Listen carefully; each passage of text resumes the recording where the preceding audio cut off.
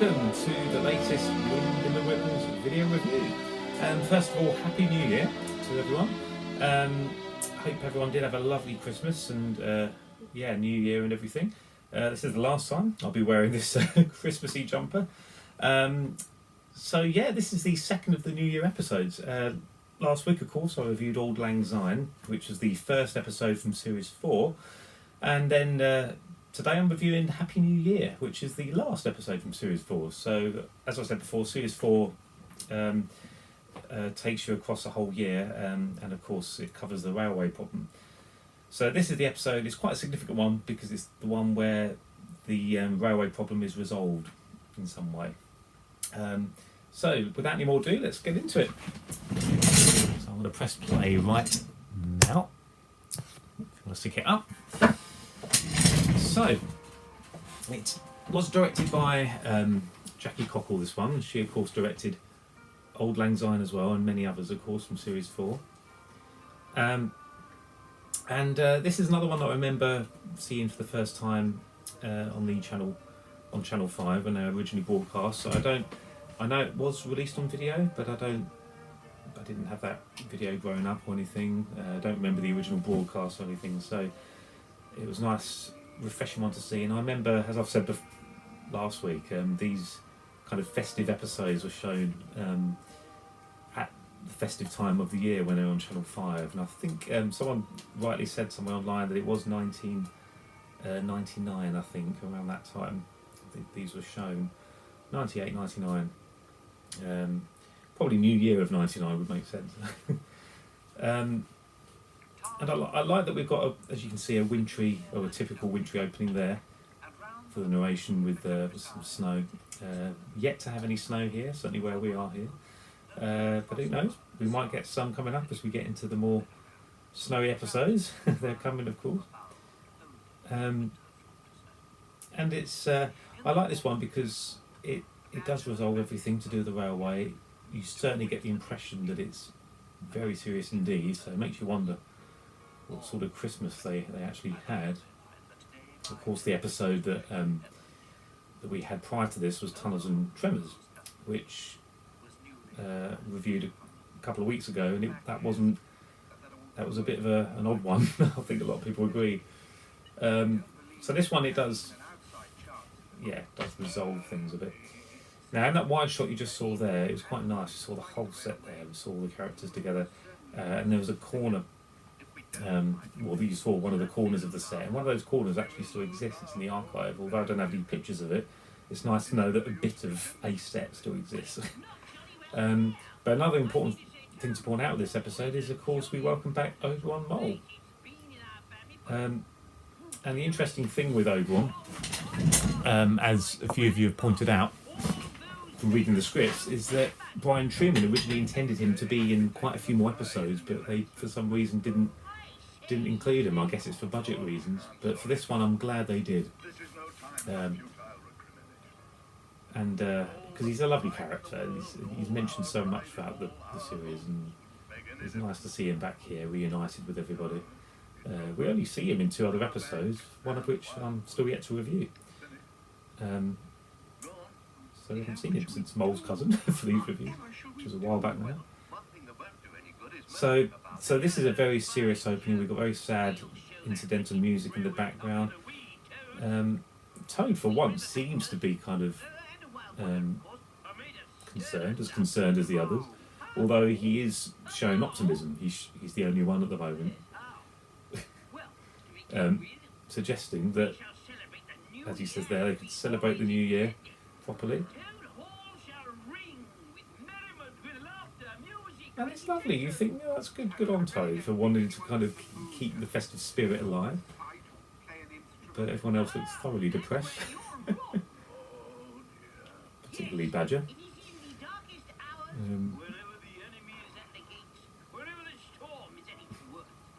So Toad's being his typical self, but it's lovely. He's not. I like what Ratty says here to Oberon, though. This is a nod back to the original book, actually. But the way Ratty's saying songs, music, and so on, all from Toad, repetitively saying from Toad.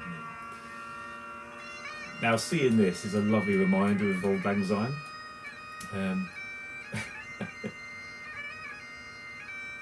Playing the bagpipes again, or trying to. I think he's playing them pretty well. I watched this with my family. Sorry, Old Lang Syne with my family recently, and my mum said, "Oh, that's not him actually playing, is it?" I said, "Well, it is Toad, yeah." She thought it was pretty good for Toad. Another kind of error I made in the last review as well was Old Lang Syne was actually broadcast at New Year back in 1987, I think it was, 87, 88. So they did actually start Series 4 around the time of New Year and then continued through January, February and so on until this was shown in sort of springtime. So totally the wrong time, but there you go. But it's wonderful to watch this at around the time of New Year. I love the animation there, just totally worn out. And unlike Old Lang Syne, we've actually got more of a crowd here this time. I quite like that. I like the fact that they haven't got, yes, they've always had budget concerns by this point, but I think this is a significant episode. It is obviously the very, very last episode of The Wind and the Willows, if you don't consider Series 5 as part of it, which I kind of do and kind of don't. I always kind of like to think of it as Homes to Toad. It's kind of a separate spin-off series. So in that sense, yes, this is the last ever episode of The Wind and the Willows as we know it. I love how much presence Badger has here, authority over the Chief Weasel.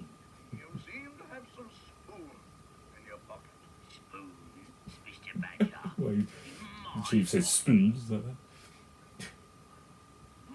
It's hard to get the armature to bend that way, to get him actually looking in his pocket. You go for the head right down and the eyeball all the way down.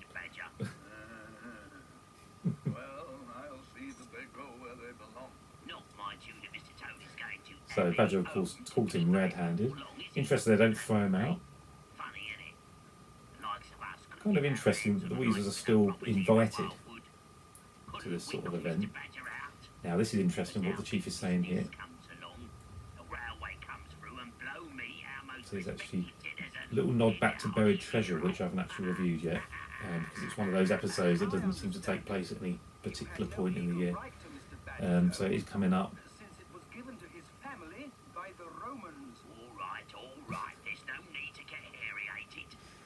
The way Oborn comes in there as well. Lovely sense of continuity there with Brian's scripts. And Buried Treasure, of course, was from Series 1, so quite a while back. And any viewers who would have watched this originally might have remembered that. You know, those who had grown up and watched the series properly. Really like that. I love this pronunciation here. Robbie Burns. Which makes me laugh. Those rolling R's.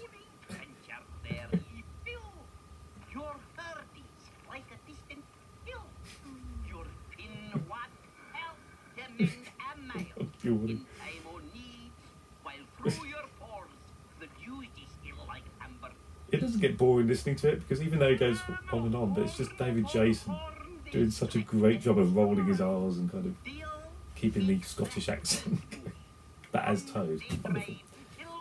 I love this shot, unusual angle, kind of from the youngster's point of view, looking up at Toad. Look at his eye here. So we hear the henchman off screen and Toad's eye rolls and then the head leaves. Classic Paul Berry animation there. And here, little gesture with the eyes here, where he looks left quickly and then back forward again.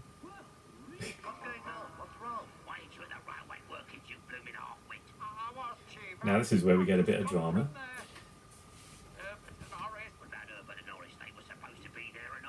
Norris. Great name for Weasel. I love names with an H because there's a Weasel you can pronounce them without the H. More authentic.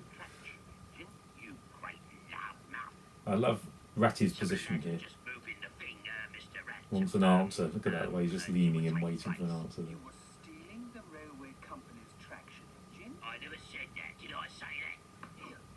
So even though he's stealing from the railway company, others will still agree that it's wrong.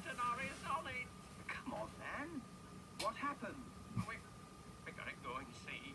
In Veterinarius So we've got a bit of peril here. And we cut here now to this scene, an unusual scene where we're actually going back in time and we're seeing what actually happened. And we've got this beautiful model of the steam engine that was clearly built just for the scene, you know, unless it was built for, I don't know, an earlier episode that was never made or something. I doubt it, but it works just like steam engine. It's beautiful. I wonder where it is now. No idea. But you see things like this in museums, you know. I believe the Science Museum in London has models of steam engines like this. I doubt it actually. When I say it works, it rolls along. I doubt it actually produces. It actually moves by, always powered by steam.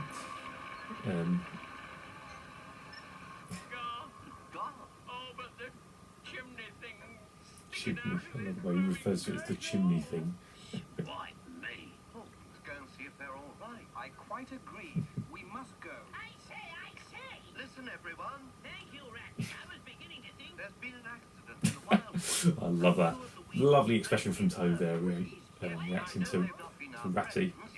We can't just leave fellow creatures injured. Yes, look, this is all very well, but... So Toad, of course, is completely focused on what he wants to do. He's not interested in anything else that's going on. He hates the idea of anything being ruined. As wrong as Toad is, I still understand how he feels, because he wants to do it properly. And of course it all went wrong last year as well, didn't it?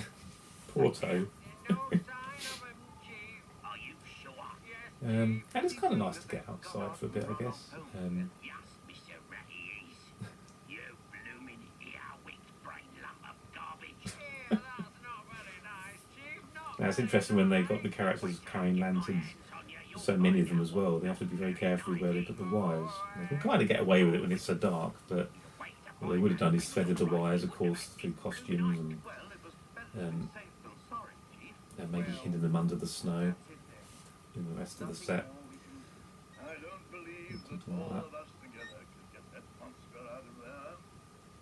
So, no, nothing we can do except return to the I love the way Badger pronounces this.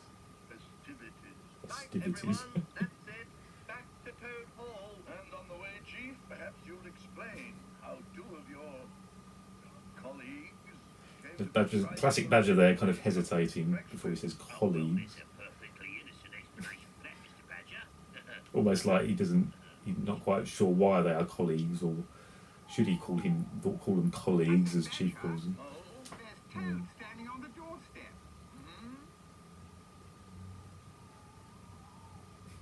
Bit of a long pause there. Hold him. Yes, he seems to be wearing some sort of Bit of a drag there, waiting for Badger to catch him up. Now this is interesting. So they think it's Toad. It's not Toad. Badger thought it was my name nonsense. Thomas. Oh, of course, I can see And it it's is Thomas. now. Now interesting, when you look closely at this model, it's another Toad basically, but it's clearly, when you look at A Tale of Two Toads, which we'll get to eventually, it's clearly that model, very clearly to me, is Embarred Toad.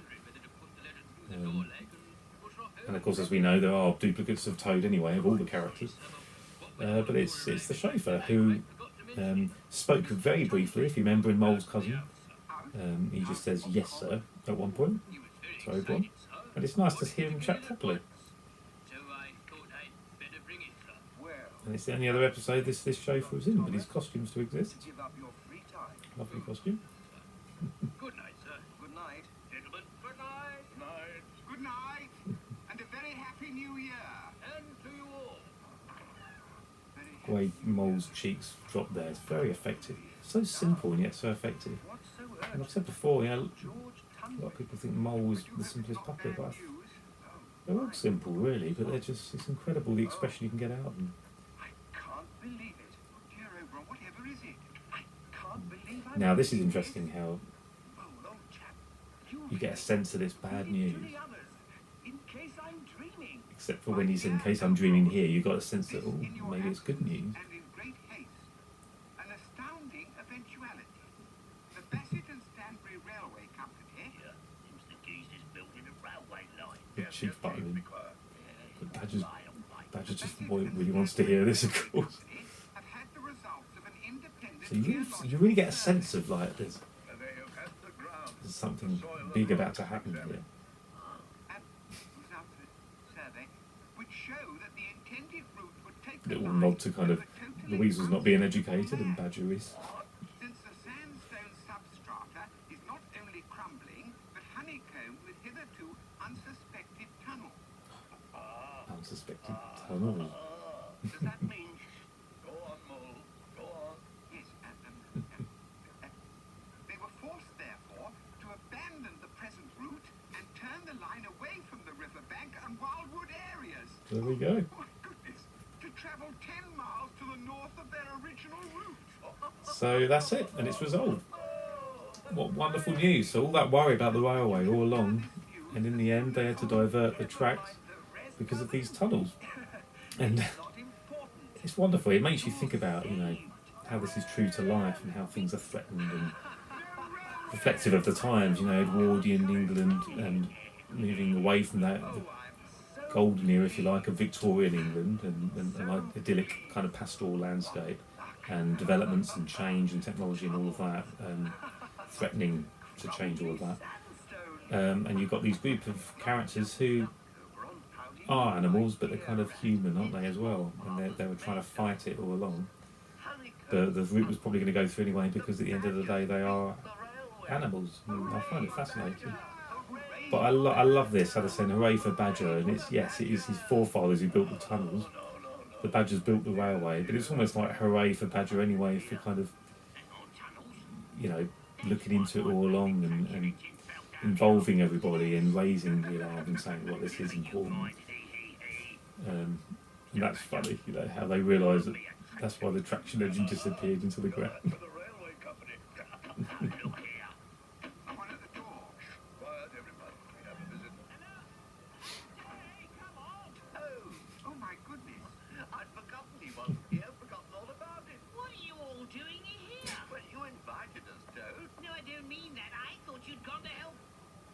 Now the music as well in the background is jolly music. It's called Silent Comedy, a very rare track, but it's we often associate this music with Toad, but it's got a lovely sort of sense of achievement about it, a sense of the turning of events. We are safe. Now when they say they're insane, I love seeing Toad, of course, is getting the wrong end of the stick straight away. No, Toad. Badger means we're safe. All of us. All our homes. Love how you can still see the Christmas tree at the back there. Lovely detail that. Still Christmassy. Love it. Look at his perplexed expression. Isn't coming through. Mr. Toad. We've done it, Mr. Toad. We've done it. Done it? Done what? Quite like that, even though the chief then steals his watch. But a sense of like kind of standing together as one, as Badger's saying here. So a very powerful message that he's saying here. And I like that the camera choice is kind of looking up at him slightly again. He's got that authority, you know, kind of standing head and shoulders above the rest.